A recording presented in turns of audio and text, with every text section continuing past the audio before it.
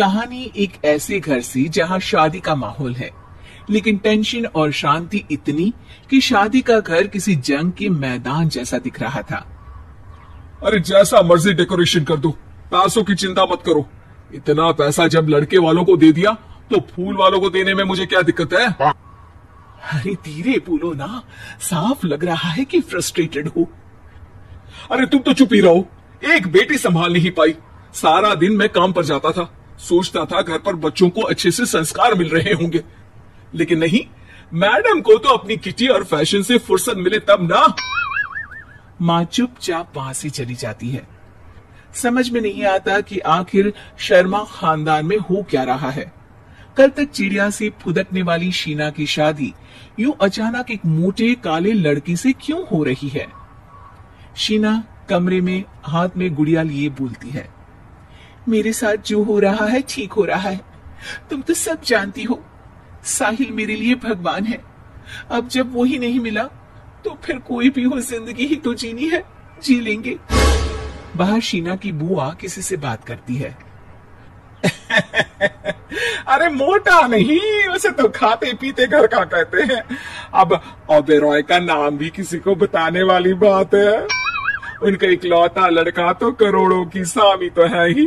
अरे हमारी शीना बिटिया तो रानी बनेगी, रानी। इन सब के बीच कहीं कोने पर शीना हाथ में मेहंदी सजाए बैठी थी और आंखों में आंसू सजाए। और वो समय भी आ जाता है जब शीना मंडप के नीचे हाथ में वरमाला लिए खड़ी होती है, लेकिन तभी अफरा तफरी मच जाती है। कोई कहता है, अरे लड़के की माँ को हार्ट अटैक आ गया। अरे अच्छी खासी थी, कैसे हो गया? अरे कहते हैं ना, किसी किसी लड़की के पैर अच्छे नहीं होते। हो सकता है कि मनहूस है ये लड़की। शीना पास खड़ी सब सुन रही थी। फिर शीना अपने कमरे में आ जाती है। शादी ये कहकर नहीं होती कि लड़की मनहूस है। अब लगातार शीना के लिए लड़के देखने आते, लेकिन आस पड़ोस या किसी के कहने पर शादी हर बार टूट जाती। लेकिन एक दिन, अंकल, मैं काफी दिनों से आपसे मिलने की कोशिश कर रहा था, लेकिन हिम्मत नहीं हो पा रही थी। अरे बेटा, हिम्मत तो हमारी टूटी पड़ी है। वैसे कौन हो तुम? अब मेरा नाम साहिल है अंकल। मैं शीना से प्यार करता हूँ और उसी से शादी करना चाहता हूँ। अरे अब तो किस जात के हो ये भी मायने नहीं रखता। बेटा, मेरी बेटी मनहूस है। ये सब कहते हैं कि इसीलिए उसकी शादी नहीं हो पा रही। अगर तुम शादी करने को तैयार हो तो ठीक है। शीना की शादी साहिल से हो जाती है। अगले दिन साहिल की माँ का देहांत हो जाता है और एक बार फिर लोग शीना को अपशकुनी कहने लगते हैं। अरे खा गई दीदी को ये। अरे क्या जरूरत थी साहिल किसी मनहूस को घर लाने की? पर बुआ, माँ की तो तबीयत पिछले कई साल से खराब थी। डॉक्टर्स ने जवाब दे दिया था। क्या पता ये भी उनका सौभाग्य हो कि वो बहू का मुंह देख पाई।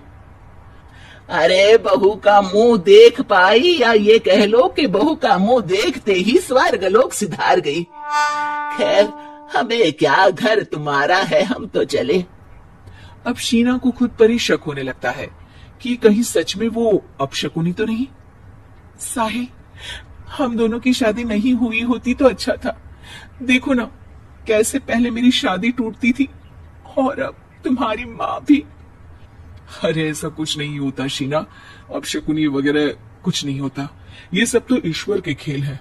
वो शादी तुम्हारी इसलिए टूट गई क्योंकि तुमको मेरी पत्नी बनाना था, और माँ का जाना तो तय था। वो काफी बुजुर्ग थी, साथ ही एक ऐसी बीमारी से जूझ रही थी जिसमें डॉक्टर्स भी उन्हें नहीं बचा पाते।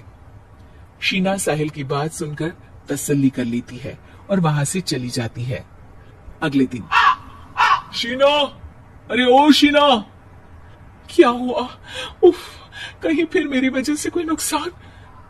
अरे नहीं नहीं शीना, तुम जानती हो, जिस प्रॉपर्टी के केस को हम बरसों से लड़ रहे थे उस पर फैसला आ गया, वो भी हमारे हक में। अब हम करोड़पति हो गए शीना। शीना शांत रहती है। अरे क्या हुआ? करोड़ पत्नी बनकर तुमको खुशी नहीं हुई? शीना की आंखों में पानी आ जाता है।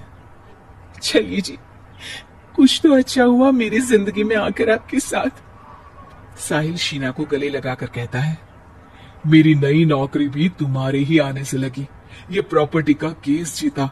सब कुछ तो तुम्हारे आने के बाद ही हुआ, फिर तुम मनहूस कैसे? ये सुनकर शीना खुश हो जाती है।